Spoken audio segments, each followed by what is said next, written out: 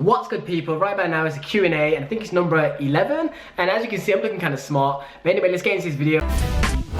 And shout outs to all of you that sent in questions for the Q&A. Okay, let's kick it off with the first question. Jade and Blanche. Why do you push and pull days? Are they better for growth? The reason people do push and pull days is purely because it's hitting your body parts more frequent. So rather than you doing, say, it's push-pull legs, by the way. You missed that legs.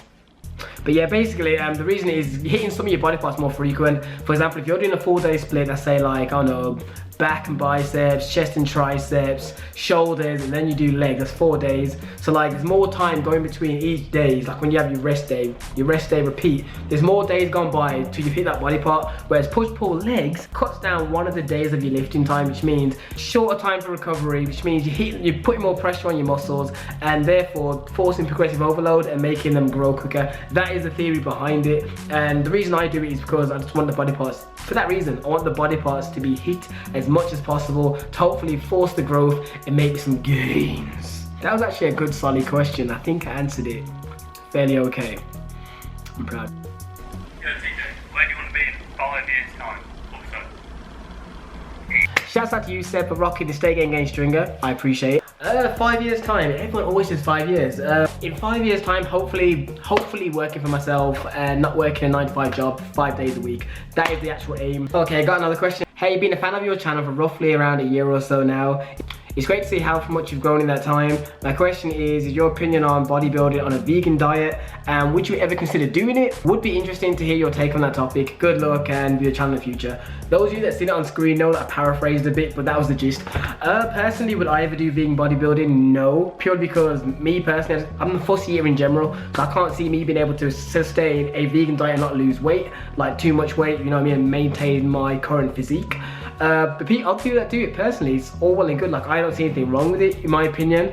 You may be the most gassiest person to hang around with at times, but in general, you know what I mean, it's a type of diet. If you are vegan and you can sustain that lifestyle, I have nothing but respect for you. You don't want to eat animals because they're sentient beings and whatnot. That's fair enough, but all I can say is that those are your like views, and you can do it, then that's great for you. But don't be one of them super vegans that impose their lifestyle on everybody else, because not everyone can do it.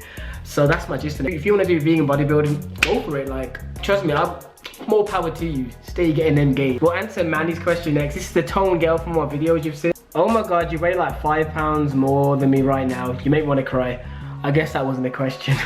Alright, next one. Let's go for Shani, my friend. What came first, the chicken or the egg? The chicken? Tips on how to structure my life while working 8 to 6 and training.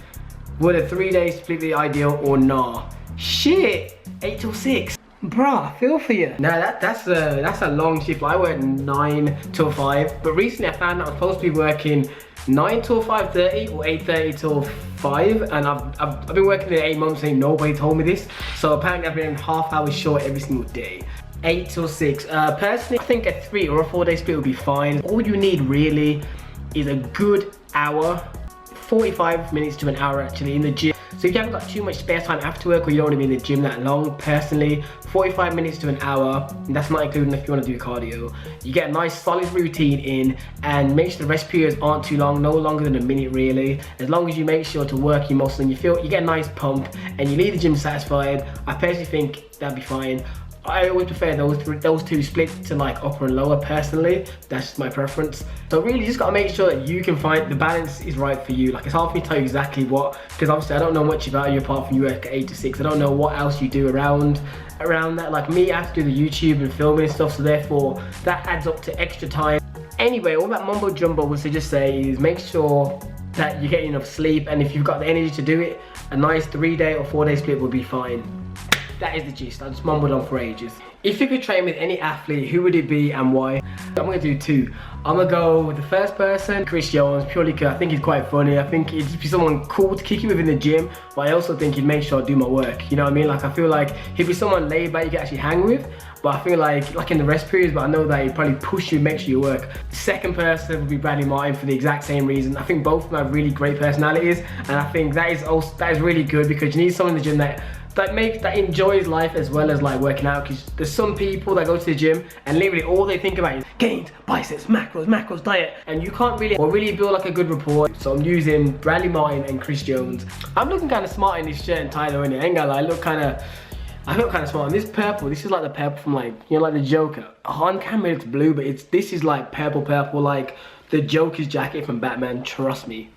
Shouts out to Suicide Squad. When that comes out, I'll be watching it. Next question. Literally, all these names I'm saying, I know that I fucked them up completely, and all I can say is, my bad. Magunji Bear. I'm gonna go with Magunji Bear. Have you ever had stretch marks? If yes, how did you get rid of them? I have stretch marks here and here. To be honest, they're not like overbearingly bad. If you watch any of my videos on my stringer and stuff, there's like a close-up. I'm pretty sure you can see the stretch marks. Personally, I'm not that bothered, but there is creams and stuff you can use that are meant to be smooth and can help you like make them look less visible. But I personally don't care. If anything, they're like a badge of honor, because those stretch marks appear because you either got big real quick or got small very quick. Which in this scenario is me getting bigger, it's like me moving weights, made my muscles get bigger and stretch the skin. So if anything, it's kind of like a badge of honor, like, yo, you making gains, so here you go, we're gonna reward you with stretch marks. Where am I at? I'm lost. Gain size or not really?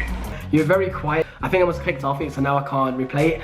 But I think that I tried to replay it on the camera I think one of the questions on the screen was how big were my arms. Currently my arms I think are 16 inches, because I'm not as big as I was when I was bulking.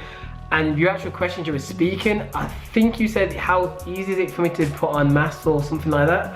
And I'll just say I'm like your average person. I'm shorter person, so I'm only like probably 5'8" in shoes, but I'm 5'7" without them. So I'm kind of like a short, kind of stocky kind of person. So I'd say it's not overly hard for me to put on weight.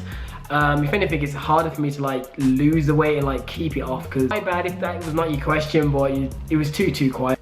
It's been at least 30 minutes. I don't know what the end videos look like, because I always cut out questions. But currently, I've been doing this for 30 minutes. But what other YouTube channels on YouTube do you watch non-fitness related? I've mainly only watched non-fitness people, to be honest, and the main channels I'd say Travie Williams, A Day with Kev, The Breakfast Club with Charlemagne and the rest of them, and those are probably the main 3 ones I watch. Oh, lately Casey Neistat, the dude that has the crazy editing. Hardy says, if the Q&A is still going, what are your favourite pair of trainers of all time? It would be these and these. Bear in mind, these are not brand new trainers. I've had these white Air Forces I've had for like 6 or 7 years, and these get a new pair. And these are Jordans. These basically are like the parents of my favorite trainers of all time. When I was younger, I had a suede pair of Air Force Ones that were black, high tops, and they were suede, which is why I say they're basically a common. If these 2 trainers had sex and had a baby, that would be the trainer that I had when I was younger. The camera is actually cut out 4 times, by the way. 4 times it's cut out, and I'm trying to keep charging and carry on. So I'm gonna answer hopefully 2 more questions before it cuts out again. What was your first car ever? Peugeot. What do you eat to get all your protein in? Food. I have protein shakes as well. Only have 1 a day usually. Sometimes 1 scoop, sometimes 2. When you're cutting, do you diet down or do you do cardio? I do a bit of both. I don't do one or the other. You'll hit plateau faster. And it's camera's dying, I can see it. One more question. Shit, where is it? Don Rads. Bro, I need some help on the meaning of push, pull, and how I can use it. I've seen on YouTube titles saying push day, etc., but I don't really get it. I appreciate the help, bro. The gist is pull day is any pulling motion.